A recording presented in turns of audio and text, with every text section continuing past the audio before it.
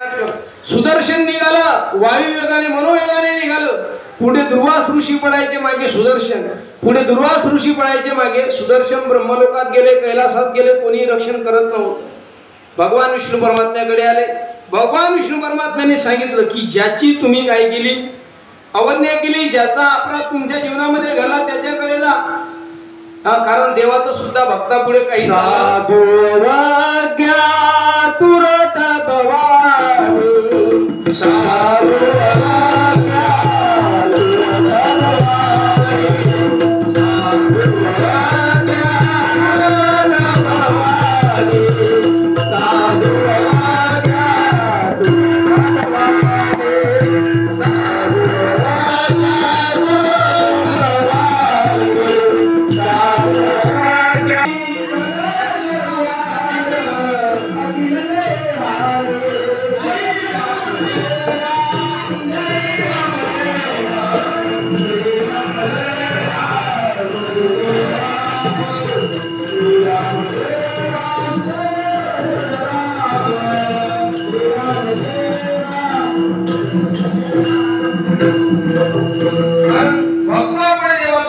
भवानी भगवान शिवजी पार्वती आईला सांगतात, साधू अवत्या अप्रोत भवानी कर कल्याण अखिल काय हानी.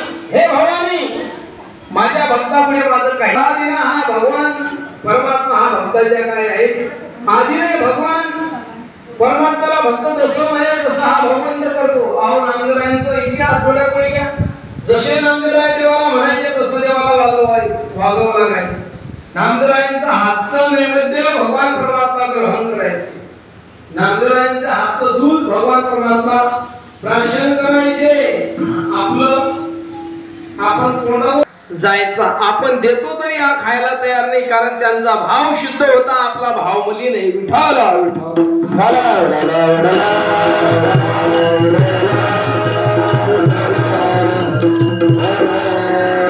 आणि भगवान परमात्मा ही भक्ताच्या काय आधी नाही. दुर्वास ऋषी राजा अंबरीशाकडे आले आणि अंबरीशाची क्षमा याचना केली. त्यावेळेला अंबरीशाने त्यांना काय क्षमा केली आणि भगवान परमात्म्याने या अंबरीशी राजा करता काय जन्म घेतले महाराज. अशी कथा येते भागवतामध्ये. जय विजय यांच्याकरता सुद्धा हे भगवंताचे काय होते, भक्तच होते. यांच्याकरता भगवंताने काय घेतले, 10 अवतार घेतले. मग कोणकोणते अवतार घेतले तर मत्स्य कच्छ नृसिंह वराह हे भगवान परमात्म्याने घेतलेले काय आहे अवतार आहे. आणि त्याच्यातीलच आजचा हा राम अवतार झाला.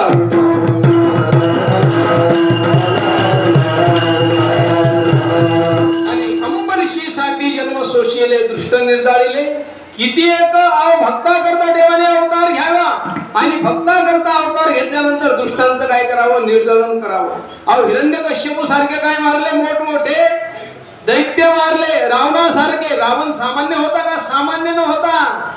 अहो ज्या रावणाचं सामर्थ्याचं वर्णन जगद्गुरु तुकोबराय करतात. रावण ज्या आसनावरती बसायचा त्या आसनावरती जाण्याकरता चढण्याकरता किती पायऱ्या होत्या? 9 पायऱ्या होत्या. आणि त्या पायऱ्या कशाच्या होत्या? 9 ग्रहाच्या 9 पायऱ्या होत्या. ज्या शनीचं नाव ऐकलं की जे थरथर कापतं, त्या शनीच्या छातीवर पाय देऊन यम पुढे रावण कुठे बसायचा? सिंहासनावर बसायचा. 9 ग्रहाच्या पायऱ्या गेल्या. सर्व देवता काय केले? बंदिस्त केले. गणपती बाप्पाकडे एकच काम होतं, गाढवा हाकलण्याचं. कोण काम करायचे? भगवान गणेश जे विघ्न हरताय ते काय करायचे? गाढवा हकलायचे रावणाकडे. खंडेराव महाराज काय करायचे? रावणाची पेशल नाही होता रावणाचा. खंडेराव महाराज एकदा काय दाढी करता करता थोडं काही लाग हुकलं ते सेफ चुकली आणि मग रावणाने खंडेराव महाराजांना एक कोट काय मारले? चाबू. आणि म्हणून आपण ते म्हणतो ना एअरपोर्ट एअरपोर्ट, ते एअरपोर्ट नाही, तो एक कोटचा अपभ्रंश झाला पुढे. ते काय एक कोट जय मल्हार. पुढे मग लोकांनी काय आगे से पीछे से आई आगे ढकलाय. मग त्याचा अपभ्रंश झाला. एअरपोर्ट जय मल्हार. अशी ही रावणाचं वैभव. रावण सामान्य नव्हता. रावणाच्या लंकेचा वर्णन जगद्गुरु तुकोबराय करतात. इटा आपलं चांदी पितळ हे भंगारच्या भावात होतं तिथे. शुद्ध कांचनाची सप्तकोटी एवढं घ्या. 24 कॅरेट सोन्याचे काय होती, किती घरं होती? 7 कोटी घरं रावणाचे काय होते, सोन्याचे होते.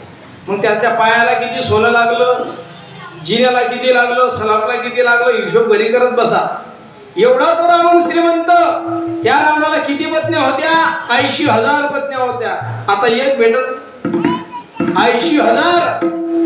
हा, त्याही एकापेक्षा एक सुंदर पतिव्रता स्त्रिया. रावणाला एवढा वैभव, संपन्न रावण. निवडणुकीला जर उभा राहिला ना तर विरोधामध्ये कोणी फॉर्म भरत नव्हता. एवढा श्रीमंत रावण, तरी तो शिल्लक राहिला नाही. भगवंताने त्याला सुद्धा संपवला. दृष्ट निर्धारिले किती.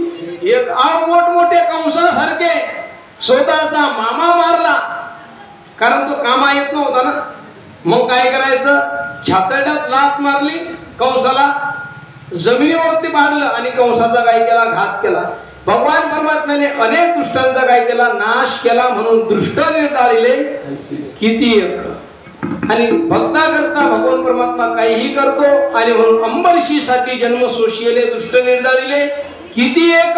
भक्तांचा संहार भगवान परमात्मा करतो का, तर तो कृपाळू आहे. अभंगाच्या 3ऱ्या चरणात. हा धन्य तुझ कृपा सिंधू म्हणतील, धन्य तुझ कृपा, धन्य तुझ कृपा सिंधू म्हणतील, धन्य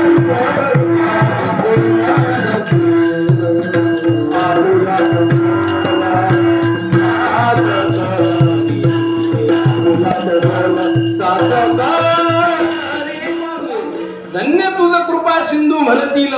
आपुला तू बोल साथ करी. भगवान परमात्मा कृपा करून सिंधू आहे. अहो किती कृपा सिंधू आहे. सिंधू म्हणजे सिंधू शब्दाचा अर्थ होतो सागर. भगवान परमात्मा काय कृपेचे सागर आहे. सागरामध्ये कोणत्या गोष्टीची कमतरता आहे का? सागराचा अंत कोणाला कळाला का? नाही. वैज्ञानिकांना सुद्धा आज सागराची समुद्राची खोली किती आहे हे सांगता येत नाही. एवढा भगवान परमात्मा काय कृपाळू आहे. म्हणून जगामध्ये 2च कृपावंत आहे. कोण? तुम्ही संत माय बाप. कृपावंत काय बी पतित कीर्तिवान. संत आणि भगवंत जगामध्ये काय कृपेला पात्र. भगवान परमात्म्याची कृपा किती हो. भगवान परमात्म्याने ज्याच्यावरती कृपा केली त्याला कोणत्याच गोष्टीची काय नाही, उणीव नाही. भगवंताने पांडवांवरती कृपा केली म्हणून पांडव अरण्यात.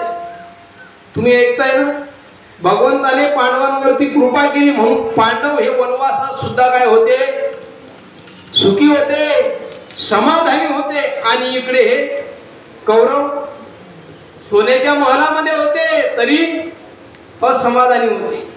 म्हणून भगवान परमात्म्याची ज्याच्यावर कृपा आहे तो काय आहे महाराज जीवनामध्ये, समाधानी. आणि जो समाधानी आहे त्याने समजून चालायचं की देवाची आपल्यावर काय कृपा आहे. विठाला विठाला.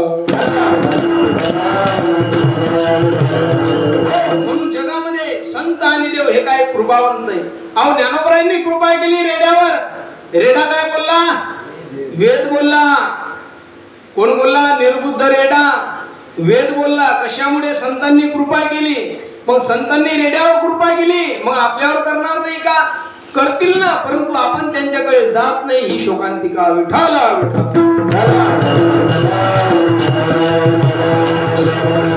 संतांनी रेड्यावर कृपा केली, भगवंताने सुद्धा काय केली, तुमच्या आमच्यावर कृपा केली महाराज. म्हणून आज आपण काय जिवंत आहे. जगामध्ये भगवंताची कृपा आहे म्हणून जग काय चालते. म्हणून भगवान परमात्मा हे कृपेचे काय सागर आहे. महाराज म्हणतात धन्य कृपा सिंधू म्हणतील, तुझं आपुला तू बोल साध्य करी. आणि भगवान परमात्मा जसं बोलतात ते काय खरं करतात. भगवान परमात्मा काय बोलतात, भगवान परमात्मा म्हणतात की ज्या वेळेला अधर्म वाढेल आणि त्यावेळेला मी अवताराला येईल. हे भगवंताचं काय बोलणे. आणि भगवान परमात्मा वेळोवेळेला काय येतात अवताराला येईल.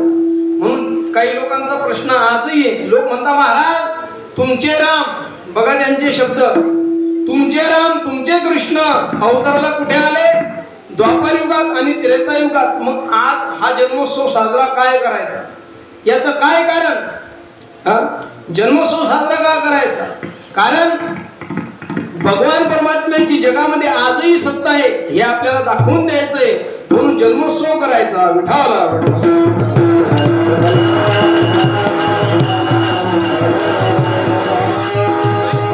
भगवान परमात्म्याचं वर्णन वेद सुद्धा करतात, कारण तो कृपाळू आहे, तो दयावान आहे. अभंगाच्या शेवटच्या चरणात तो कामाने तो आजा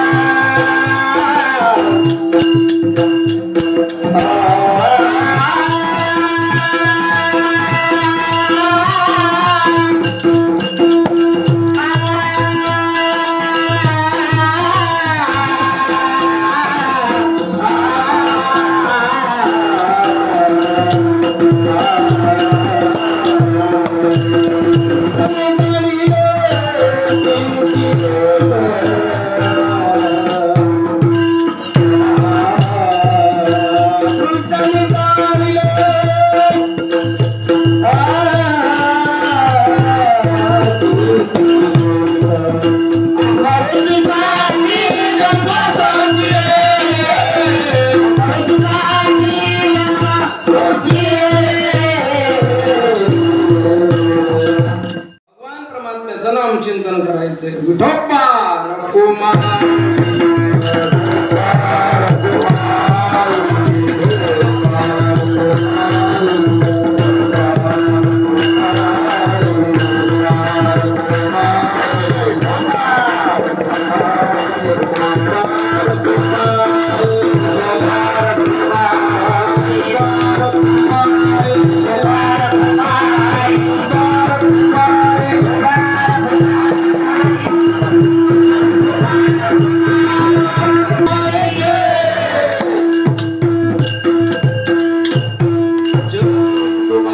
अभंगाच्या शेवटच्या चरणात बोलतात. तुका म्हणे तुझं वर्णिती पुराणे होय नारायणे दया सिंधू. हे भगवान परमात्मा, तुमचं वर्णन वेदाने केलं, पुराणाने केलं. काय वर्णन केलं? भगवान परमात्म्याच्या अवताराचं वर्णन वेदाने केलं, पुराणाने केलं. आता 10 मिनिटांमध्ये आपण भगवंताचा अवतार कार्य पाहू. विठाला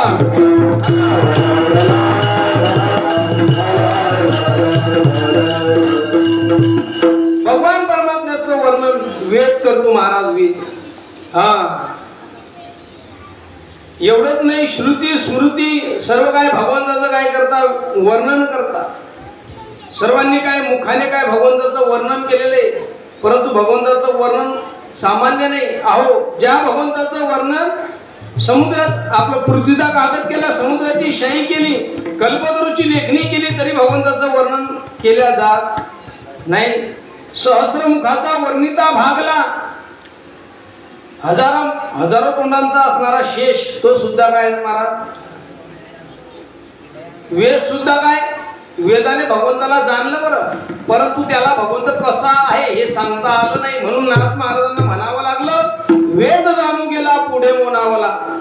ते हे तुझला प्राप्त कैसे. भगवान परमात्म्याचं वर्णन करून करून वेद शास्त्र सुद्धा काय महाराज त्याचं काय अगाध लीलेचं वर्णन करतात. तो काय दयेचा सागर आहे. भगवान परमात्मा किती दयेचा सागर आहे, जी पुतना भगवंताला मारण्याकरता आली. तुला सरकार एकाची माने साहेब तू सोरू दिला पुतण्याची विषयाची स्तनपाने मारू आली.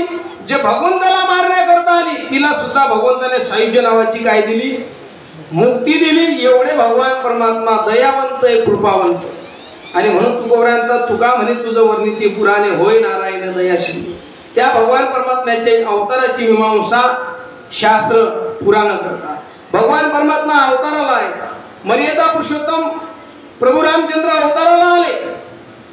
कोणत्या वंशामध्ये? सूर्यवंशामध्ये भगवान प्रभू रामचंद्रांचा काय झाला, जन्म झाला. भगवान परमात्मा सूर्यवंशामध्ये अवताराला आले. अनेक मोठमोठे राजे त्या भगवान प्रभू रामचंद्रांच्या याच्यात झाले. रघु नावाचे राजा झाले. आणि पुढे अजच्या वंशामध्ये दशरथ, आणि दशरथ राजाला 3 पत्न्या होत्या, कौशल्या, सुमित्रा आणि कैकेयी. राज सर्व गुण संपन्न ऐश्वर्यवान दशरथ राजा, धर्मात्मा राजा, परंतु पुत्र संतती नाही. आणि पुत्र संतती करता मग दशरथ राजाने वशिष्ठ मुनींच्या माध्यमातून पुत्र कामेष्टी यज्ञ केला. आणि पुत्र कामेष्टी यज्ञ केल्यानंतर त्या यज्ञामधून भगवान यज्ञनारायण प्रकट झाले. आणि यज्ञनारायणाने त्या ठिकाणी प्रसाद वशिष्ठ मुनींजवळ दिला आणि सांगितलं की सत्वर वहिले भाग करा, हा प्रसाद तुम्ही तुमच्या राण्यांना द्या. आणि जर वेळ कराल तर काय होईल, मग वेळ करिता विघ्न ओढवेल. मग दशरथ राजाने तो जो यज्ञातून प्रसाद मिळाला होता तो प्रसाद कैकेयी आपलं कौशल्याला, सुमित्रेला दिला, कैकेयीला दिला. परंतु कैकेयी रुसली. आणि ज्या ठिकाणी रुसवा फुगवा मग त्या ठिकाणी असंच होतं. मग हे फतगंमत रुसली कैकेयी, त्या ठिकाणी विघ्न निर्माण झालं. अयोध्येवरती एक घार घिरट्या घालत होती. ती घार सामान्य नव्हती, ती घार स्वर्गातील अप्सरा होती. ती नृत्य करत असताना ब्रह्मदेवाच्या सभेमध्ये ताल चुकली आणि ब्रह्मदेवाने तिला शाप दिला. सुवरच्या नामे स्वर्गीची देवंगाला ब्रह्मशापे जाना घारी झाली. त्या घारला शाप दिला होता ब्रह्मदेवाने की तू ताल चुकल्यामुळे तुला काय घार योनीला जावं लागेल. आणि जोपर्यंत तू कैकेयीच्या हातातील प्रसाद घेऊन ऋषमुख पर्वतावरती अंजनी माता तप करत आहे त्या ठिकाणी नेऊन टाकणार नाही तोपर्यंत तुझा उद्धार होणार. आणि मग ती संधी पाहत होती. तिला संधी सापडली. कैकेयी रुसली, प्रसाद भक्षण करत नाही. तेवढ्यात आकाश मार्गाने घार आली. प्रसाद घेतला, पिंड घारीने झडपिला, अंजनीने तो सेविला आणि तो प्रसाद अंजनी मातेच्या ओंजणीमध्ये टाकला. वायूच्या माध्यमातून तो प्रसाद पडला. म्हणून पुढे पवन सुचलमाला आले. आता पुढे काय येणार आहे, हनुमान जयंती येणार आहे. आणि इकडे मात्र कैकेयी रुसली आणि कैकेयीला प्रसाद नाही. त्यावेळेला कौशल्य आणि सुमित्र मातेंनी कैकेयीला काय दिला, आपल्या प्रसादाच्या भागातील थोडा थोडा भाग दिला. आणि भाग दिल्यानंतर मग त्यांना डोहाळे होऊ लागले. कुलगुरू वशिष्ठ सांगेन रूपवरा अस्ति करोदरा तुझ्या कांता धर्मशास्त्र असे डोहाळे पुसावे, त्यांचे पुरवावे मनोरथ. आणि राजा त्यांना डोहाळे विचारू लागला. प्रत्येकीला डोहाळे विचारले. सुमित्रेला विचारले डोहाळे. सुमित्रा माता म्हटली की मला असं वाटतं की वडिलांची सेवा अहर्निशी. कैकेयीला विचारलं. कैकेयी म्हटली मला असं वाटतं की ज्येष्ठाशी काय द्यावा, वनवास, आणि कनिष्ठाशी राज्यभार द्यावा. कौशल्याला विचारलं. कौशल्य मातेला भान नाही, कारण कौशल्य मातेच्या उदरामध्ये कोण आहे, साक्षात भगवान परमात्मा आहे. आणि चैत्र महिन्याच्या उत्तम हा चैत्र मास ऋतू वसंताचा दिवस शुक्ल पक्षी ही नवमी उभे सुरवर ते योमी. या उत्तम अशा चैत्र महिन्यामध्ये नवमी तिथीला दुपारी 12 वाजता माध्यान्नाशी दिनकर पडवरी होई स्थिर. सूर्यनारायण कुठे माध्यानाला थांबले. सर्व देवता भगवान परमात्म्याच्या अवताराकरता सज्ज झालेले. भगवान परमात्मा अवतार घेणार म्हणून सर्वांना काय आनंद आहे. धन्य विचित्र त्रिभुवनी माझे वंशी चक्रपाणी. आता भगवान परमात्मा अवताराला येतील आणि ते त्यांचा नाश करतील म्हणून सर्वांना आनंद आहे. आणि बरोबर दुपारी 12 वाजता भगवान परमात्मा राजगृहामध्ये प्रगट झाले. महाराज म्हणतात अरुणी संभव नोहे काय